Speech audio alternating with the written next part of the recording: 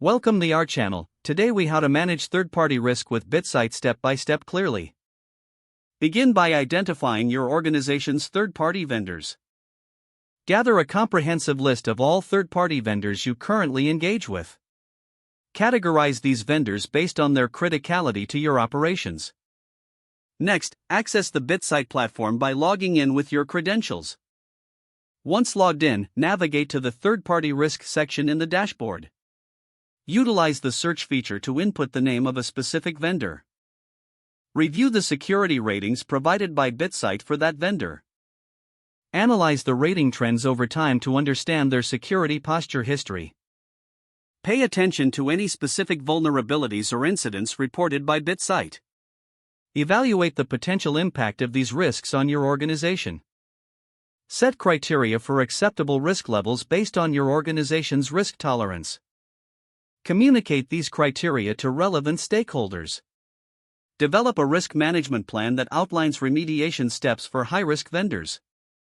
Consider integrating ongoing monitoring to keep track of your vendor's security ratings. Establish a process for regular reviews of third-party relationships. Document all findings and decisions made throughout the process. Regularly update your list of vendors to reflect any changes in partnerships. Finally, ensure your team is trained on managing third-party risks effectively. If the page does not load, refresh the browser or try again in a private or incognito window. Make sure you are using the correct email address, then retype it carefully to avoid small typos. If your password is not accepted, use the reset option and create a new strong password you can remember.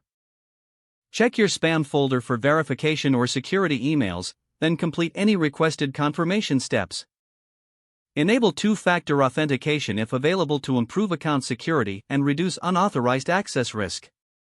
After signing in, review your profile details so your contact information and settings are accurate and current.